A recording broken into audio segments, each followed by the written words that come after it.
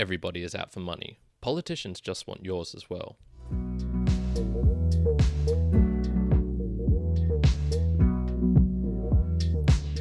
Welcome everyone to another episode of the Mere Mortals Book Reviews. I'm your host here, Kyron, live on 11 a.m. Australian Eastern Standard Time on a Wednesday, this being the 26th of February 2025. As you might surmise, this is the podcast where I reveal the big expectations, the grand plans of the great Kyron Down drainpipe that's going to go to the middle of this country. I'm going to turn the desert wasteland into the utopia it has and should be, for the help of the Aboriginal population there. Okay, no, I'm not going to be doing that, but you will find very similar ideas in this book here. We have The Gilded Age by Mark Twain and Charles Dudley Warner, a joint authorship book. This was published originally in 1873, 468 pages in length, plus a little bit extra if you're adding in the notes at the end. Probably took me 12 hours reading to get through. I'd say it's pretty dense writing, and then every now and then they've got just like some little pictures in here of illustrations and stuff. So it is mostly writing though. Now, this book is a fictional tale of the money, speculation, and political intrigue corruption that occurred in the United States of America in roughly the period of I think it was 1870s to 1890s, the late 1800s in any case. So this is the era of railroads being built out, of the population of the big cities finding that there's huge opportunities in coal and gas and all sorts of things in the center of the country. So what we find in this book is there's two main branches of stories that kind of intersect. We have the first, which is about a cast of small townspeople in, I believe it was called Hawksville, who are just kind of small townies. They moved around from place to place, and they're kind of like political speculators, I guess would be the type to describe these characters. And so these are people like Laura Washington and the Colonel Eschol Sellers. And they move into the big city to seek out the riches of Washington and the politics that are there. We then also have the other section, which is of two young, well-off gentlemen called Harry and Philip, who have kind of like a lover, for example. Philip is in love with Ruth Bolton and is good friends with her family, and they actually seek their fortunes in the wilderness. So we've kind of got this switching of paths going on, and where they will go to places like Hawksville and stuff like that to try and build railroads and to establish coal mines and things like this, before they actually return to DC and get entangled in a mesh with the very beautiful Laura, for example. Harry gets entangled with her. This book, I guess, showcases the influence that politics have, of what money has, of what speculation was during this era, and how people will abuse it for their own profit. So let's jump on to the main themes and questions that arise in this book. And it's a bit of a strange one. I was taking the notes. I'm like, okay, I'm seeing these two little similarities appear here, and I wouldn't have connected them initially. And this is being the love of women and the speculation of men. And is there anything to kind of connect these two? And I believe there is. So let's perhaps start with the love portion. And this is mainly, I guess, related to the stories of the women. I would hazard that this is because during this era, the women didn't have that much access to, I don't think they could vote, for example, so their opinions on things didn't matter in terms of politics and things like that. And in terms of like autonomy of having jobs, even were very much restricted to the home, being the wife, for example. And so with a lot else being denied to them, they, focus on the things that they can kind of control, which is love and intrigue in the love sense of things. So we have a rather, I guess, strong difference between the three main characters here, this being Ruth Bolton, Alice, her friend from, childhood friend, I guess, as well as the very beautiful Laura from the countryside. And so what we see with Ruth, for example, is she's probably the luckiest in this book, in that she has a man who kind of is already in love with her, this being the dependable Phillips, probably the best man in the book.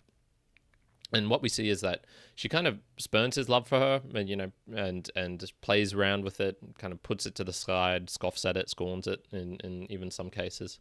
And she's a bit of a dandy. She turns into, she's very independently minded. She wants to control her own future, but she's flirtatious. She joins in these parties, and she's kind of like, I guess speculating around in the love sense of things, if you want to put it that way.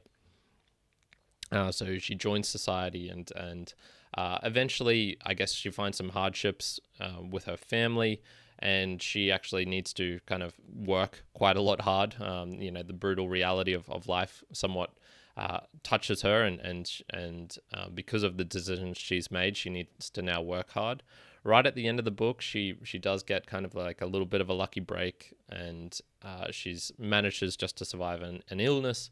And Philip comes and somewhat rescues her from this dire situation that she's got into. So she's kind of one who I think you would look at and go, she was a bit silly with what she thought she could do, especially with her frail constitution. She certainly had ambitions, but the ability to meet them personally with the condition that she was, with her brains, her body, and things like this were probably far outstripping what she actually was able to do. And she gets a little bit lucky at the end. Alice, her friend, is probably the most level-headed of the three women. She apparently has her graces, a calming effect, a rather mature outlook, if you want to call it that. And she's in love with Philip, but is somewhat tortured by him because he's in love with Ruth. And so she kind of plays the bleeding heart, the bleeding ear, I guess. I don't know what you call that, where she has to listen to him whining and moaning about how Ruth doesn't love him, and takes it all very stoically.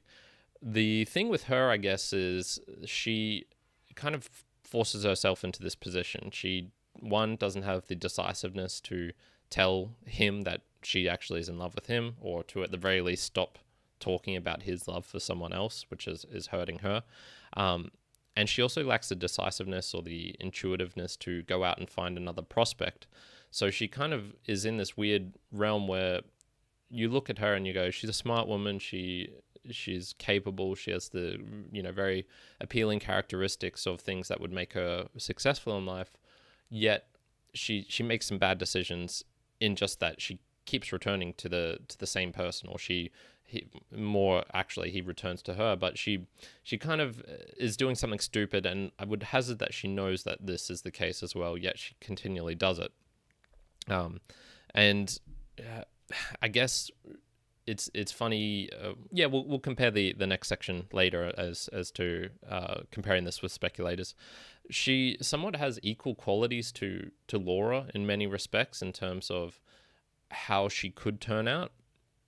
But Laura actually screws this up in a big bad way, and Alice is much more stoic. Laura, of the three women, is somewhat one where you would say she has the ambitions of Ruth, in that she wants to craft her own way in life, yet with more of the physical constitution and the beauty and I suppose the qualities that Alice does. So you would just be thinking like, oh, she's the perfect match. She has the two things that would combine well to actually have a really good life. And this turns out not to be the case, because she makes some rather poor decisions. We see that she actually gets burned in love relatively early on. She was in love with a man who betrayed her trust and kind of ran away, left her heartbroken. And this ends up turning her from this kind of lovely, delicate flower into this poisonous lily, if you will. And so she kind of goes on this gradual descent of, she joins into the political world. She makes intrigues. She does all of these things, which would eventually turn her into a millionaire.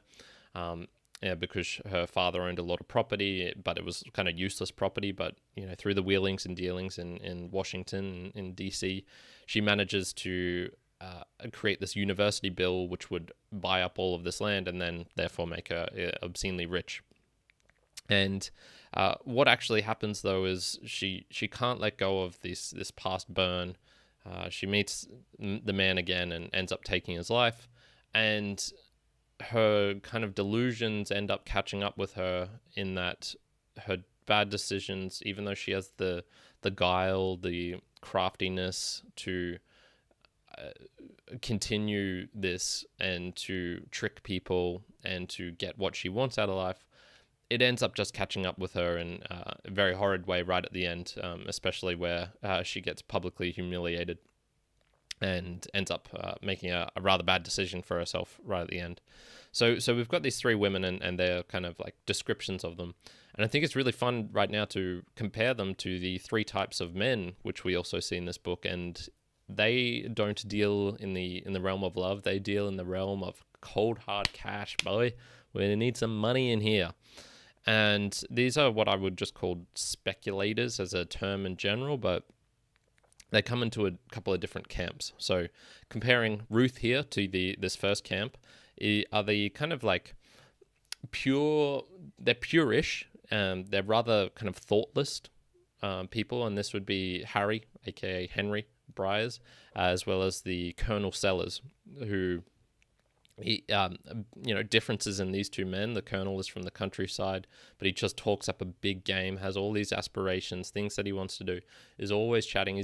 He seems like a friendly and fun fellow, yet he's never actually done anything with his life. He's a snake oil salesman in some respects, except that he's too lazy to even create good snake oil. So he has this wondrous product where he just needs this one little addition to it that would, I think cure eye cancer or something. I can't remember exactly what it was, an elixir of some sort.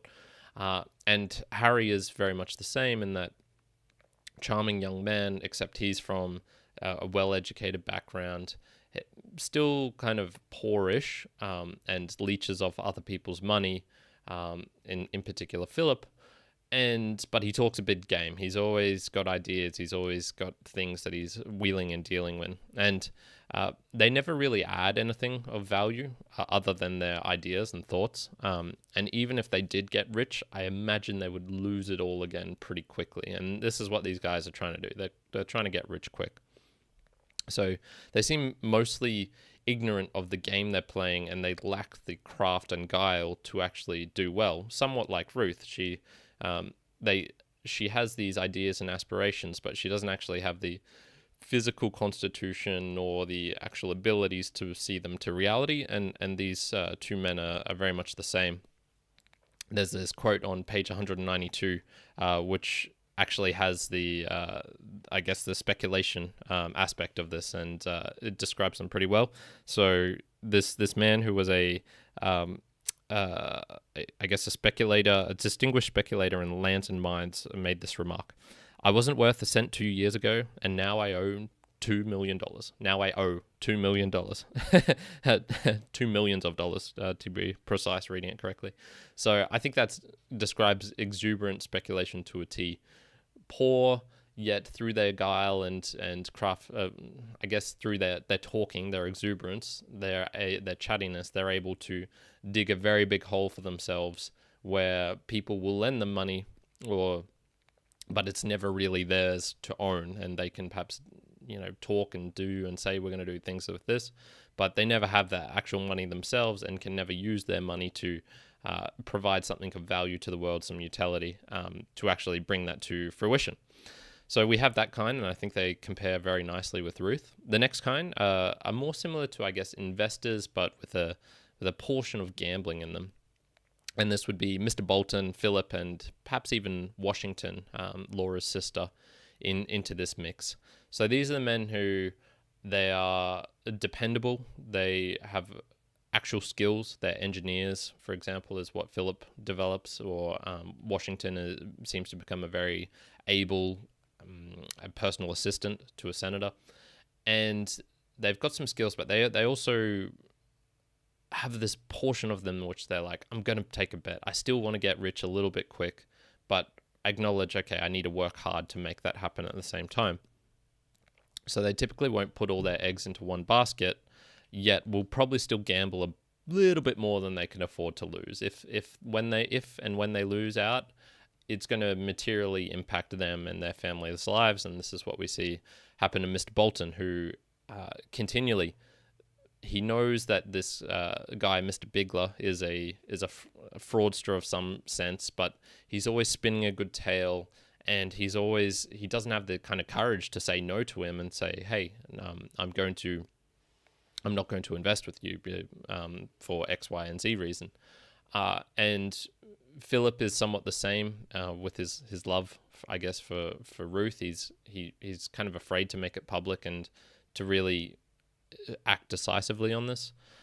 And they lack the ability to get by on pure fabrications like the people above them do, like the real speculators of Colonel Sellers and of Harry or Henry. Yet they are able to compensate with this by some actual skills and admirable qualities of fortitude, perseverance. They can also be blindsided by just how dodgy some people in the next group are, and I think this is a good description of this here. So jumping on to page 363, and we see Mr. Bolton and him. This is a description of him by Ruth. And so, she was nothing but a woman and did not know how much of the business prosperity of the world is only a bubble of credit and speculation, one scheme helping to float another which is no better than it, and the whole liable to come to naught and confusion as soon as the busy brain that conceived them ceases its power to devise, or when some accident produces a sudden panic. And right after this is pretty much when they go into debt.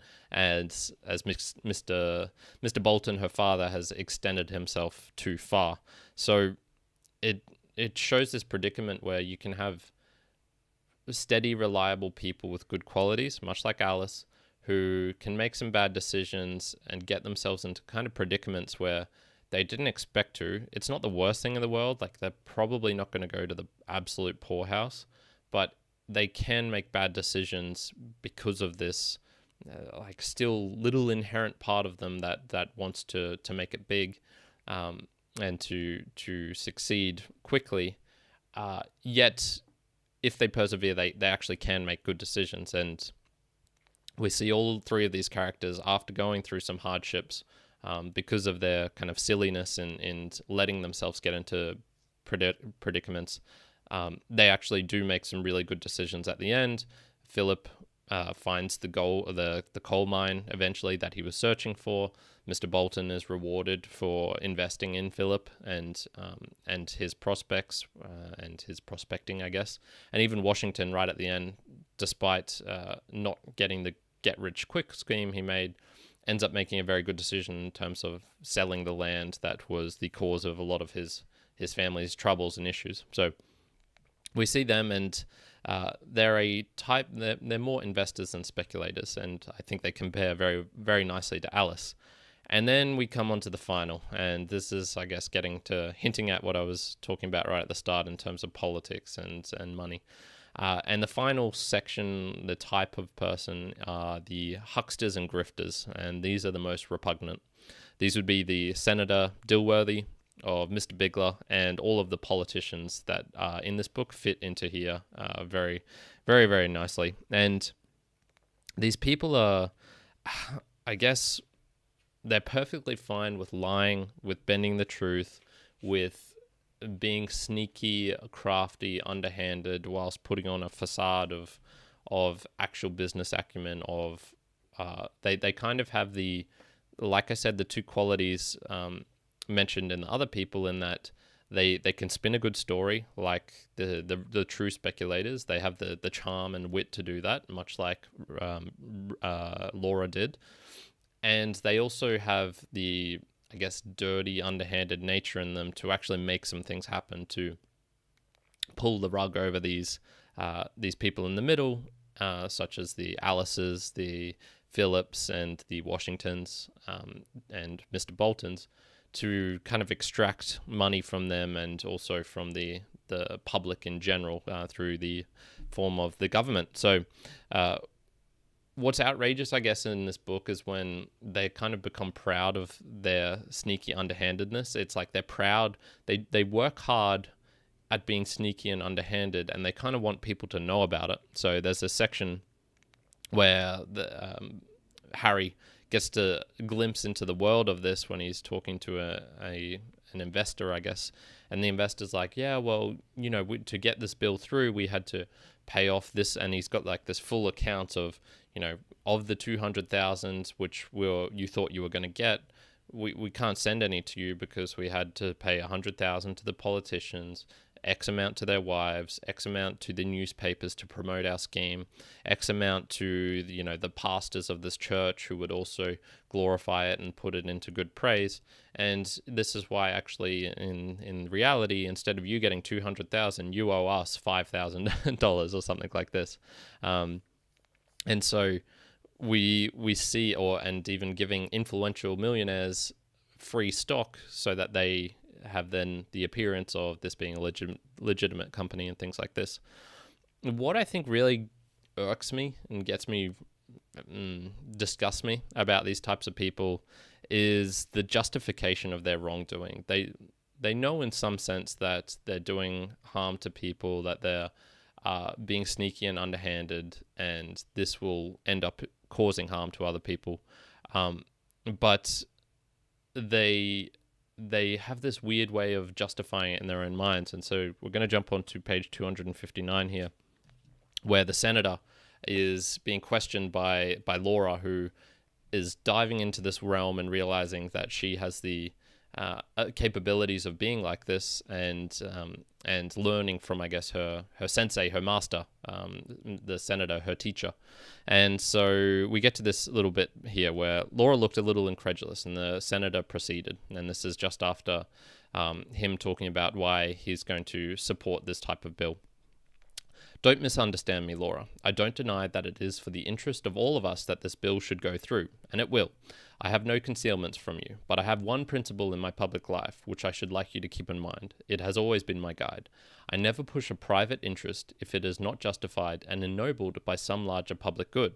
I doubt if a Christian would be justified in working for his own salvation if it was not to aid in the salvation of his fellow men. The senator spoke with feeling and then added, I hope you showed Hopperson that our motives were pure. And Hopperson. So in essence, this guy, this fat cat, if you look at your screen at the moment, is one who, he's part of these, he's a senator, he's taking bribes, he's bribing other people to get through bills that will financially benefit him or friends of his and things like this. Yet somehow in his own mind, it's and for him in particular, it was for the good of the Negro, the as they were pronouncing it in the book, of the Negro population. We're going to everything that we do in this, the university that's going to buy up all of this land that his friend or Laura owns. It's actually going to be for the good of the Negro population. That's why we're doing all of this. And if we just happen to get filthy rich of it, then that's just a just reward for all of this hard work I'm doing. And I think this book showcases the mental hoops and jumps quite nicely that people like him are able to go through, but then also that it also catches up with them. Mr. Bigler is very much the same of his wheelings and dealings, and eventually he gets caught out when people start to say no to him and realize like, oh, like this guy is a pure grifter and huckster. The senator, despite thinking he was a shoo-in for a re-election because he bribed this person, because he did this and that, ends up just getting blindsided by another person much like him. I think that's probably one of the main takeaways is that if you are this type of person, because you're a grifter and a huckster, you can do really well when you're preying on, I guess, the speculators and the investors who have a bit of gambling in them, aka all the other people I mentioned in this. But when you come up against another grifter and huckster, they're going to rip you off just as bad as you're trying to rip them off. And it is a lose-lose or a win-lose game in that situation. One person's going to win, one person's going to lose, or sometimes they'll just both screw themselves over. And it's very rare that they can trust each other to get themselves into a win-win situation. The rationalizing and justifying, I suppose the scary part of this is when you look at these types of people, they're able to do this and they don't need to resort to the rape, murder, arson, actual stealing from people in terms of robberies that they probably would do if they weren't just lucky enough to have a bit of guile and be in a position of power and as a senator or something like that. But the justification would be very, very similar to other people who do these sorts of things. They're essentially sociopaths. And it's somehow okay for them to do this in their own mind. Money is a huge aspect of it, but it's also the laws and other types of soft influence, I think, that comes through this. And yeah, I think they compare well with Laura, who with her, I guess it's a bit different because she's under no illusions that what she's doing is benefiting solely for herself, and she doesn't need a justification of like, I'm doing this for the greater good or anything like that. But she certainly deals underhandedly in much the same way that these people do, and takes an active part in it and has no remorse, nor guilt for it. For her, she ends off really badly in the book. For Senator Dilworthy, the unfortunate thing is that he actually still does okay. Like, he gets blindsided. He's no longer a senator. He can't pull strings as much, but he's still going to be very well off financially. And, that's just life sometimes. And it's pretty gross. Me personally, I'm somewhat of a notorious fence sitter on a lot of topics. I think it's okay to have both sides of the equation, and paradoxically to support both in certain situations. But when it comes to abusing your position of power, in this case, I feel I'm rather idealistic in terms of, if someone has done it once, I don't think you can give them. I don't think there's any forgiveness or permission to of redemption in this sort of case. And so even the small errors should be checked to the best of your ability. If you're a senator and someone's trying to influence you or give you soft bribes or things like this, I think I have very little tolerance for that sort of thing. Now, perhaps if you just get into that world of governments and money, this is just what happens. Yet, in that case, I find the best strategy is to simply avoid situations where you can be put into compromising situations and things like this. So people who sell their soul for a quick buck, I'm not sure there's redemption for them, at least in my world, of the view of the world, and I certainly don't really tolerate it myself. So wow, that was a lot to cover there, but I think just in general sum up, is there some sort of connection between the love and money, and the love of money perhaps I think these characteristics of people, you can put them into certain types of categories. Every person's an individual, of course, but highlighting and seeing, okay, there's these types of people. And of course, we didn't even get to see all the types of people. There would be speculators who knew the game they were playing and managed to get out at the right time. There would be the ones who refused to participate at all. I'd maybe put myself in that camp a little bit, but who knows? So this was an interesting book with regards to showing that connection between love and speculation, which I didn't really expect coming in, to be honest. Let's jump onto the authors, some extra details. We've covered Mark Twain a lot, I have in a lot of these book reviews before, so I don't really need to go over him per se. Jump onto any of those reviews and you'll get his story. So today we'll focus on his co-author, Charles Dudley Warner, the Dudster, perhaps he was known. Probably not, but that's a cool name. Was born in 1829 and just made it into 1900 before he passed away. He's honestly somewhat like of a lesser well-known Mark Twain. Very well traveled. He worked at surveying. He studied law. Seems like he had quite a different number of pursuits. Was pretty funny, well liked, wrote a lot, but also an editor and essayist. He was first to propose the flag holiday in the US. There's a little claim to fame for him, as well as his small imprint on history was the Gilded Age. The name of this book is actually now been taken as a reference to that age, because this book seemed to just capture that moment so perfectly of the exuberant money speculation that was going around, of the characteristics of the time, and then also of the rampant corruption and briberies of politicians and things like that. How much has that changed? I doubt much, but yeah. This book was, I guess, most notable for him and for Mark Twain, in that just stylistically, the way they wrote it. So Mark Twain wrote the first 11 chapters, for example, which were dealing all with the kind of small country town folk. And then the subsequent 12 chapters were when we get introduced to Harry and Philip and what they're doing. And then the rest of the book is kind of a mix between them, where they focused on their individual stories and then probably collaborated a little bit when the stories overlapped, especially towards the end. You can quite tell this difference because Mark Twain has the usual wit, so funny, really, really penetrating and biting, with this descriptive scenery of characters and the actual scenery itself. Warner, I think, his characters are a lot more serious. They don't have the joking ridiculousness of a Colonel Sellers, for example. And I guess his thematic influences of the book was to add perhaps a bit more suffering and reality to it. An interesting point, I think, is right near the end where Laura, so she is on trial for murder of her husband, of the man who betrayed her, made her heartbroken. And we see that she gets thrown, instead of being released out into the public, she actually gets thrown into a mental hospital.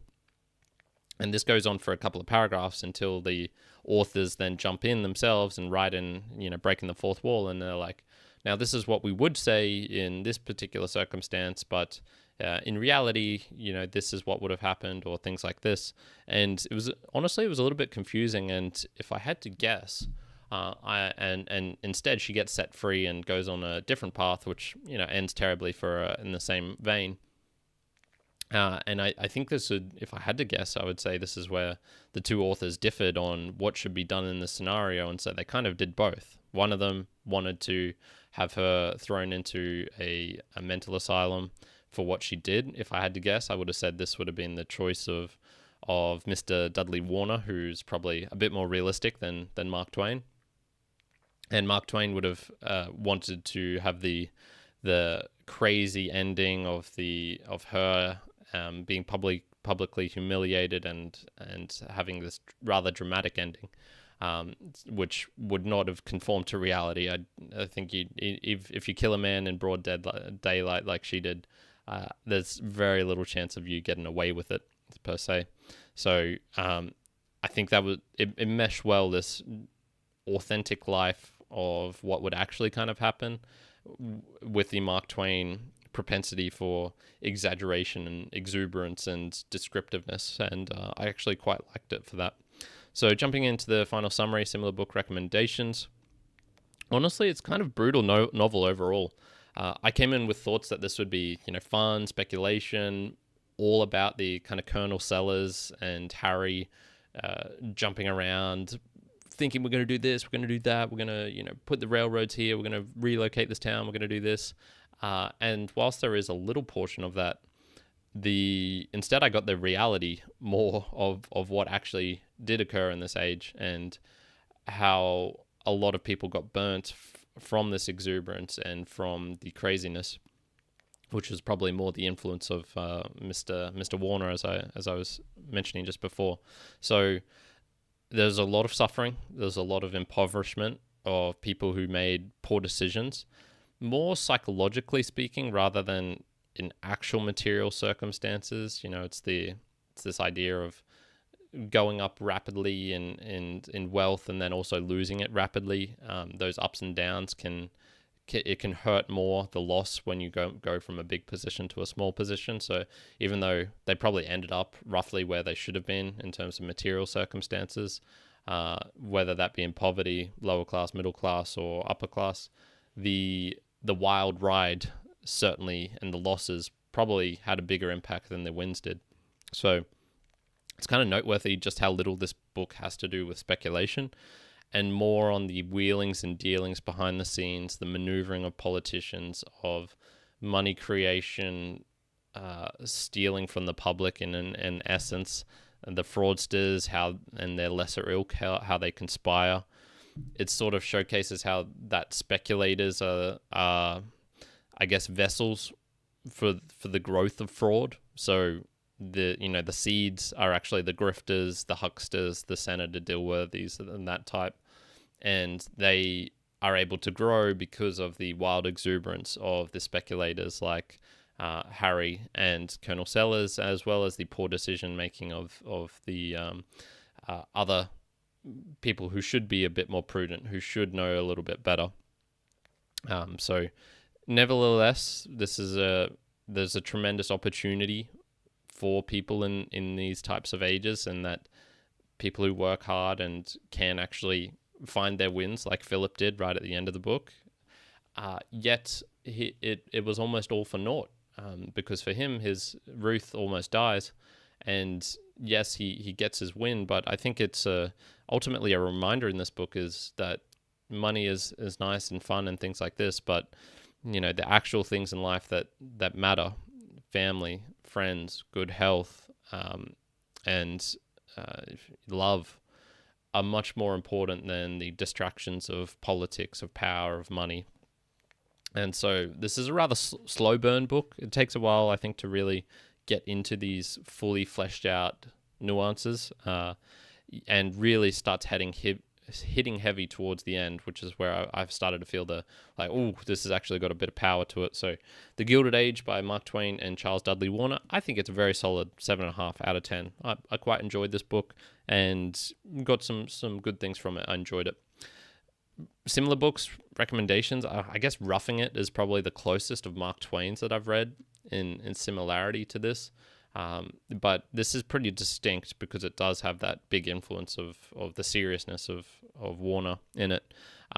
If you enjoyed East of Eden by John Steinbeck, you'll probably enjoy this as well, just because of the way the stories are set out with these kind of mingling of families. And it was a different era in that time, but also has these same concepts of love and money intersecting, as well as good and bad people and the characters within that book. So I'd probably recommend that, which I've also covered on this channel before.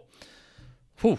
All right, last section here. We're getting close to 40 minutes. This is a Value for Value podcast. I do all of this upfront, so it's available anywhere, anytime, any place for anyone.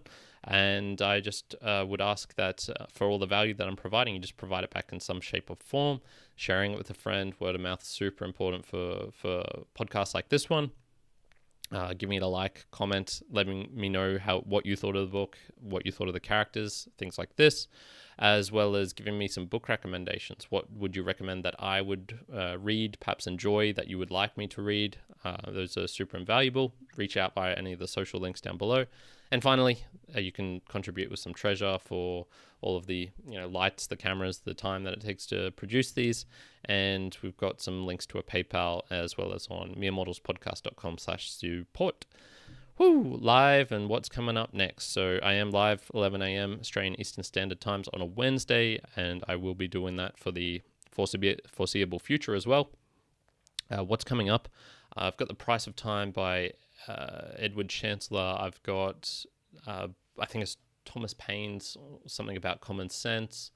What else do I have over there? There was a book of The Bilingual Brain, I think, is also coming up. So I've got a few things on the run. One might be doing, he said he was going to do some book reviews, but I think he's been busy of late, so maybe those will be pushed back into March, hopefully. And his aren't live, they'll just be, published on a Saturday or something whenever he gets around to it. So yeah, that's it for today. Thanks so much for joining in. I hope you're having a fantastic day wherever you are in the world. Ciao for now. Karen out. Bye.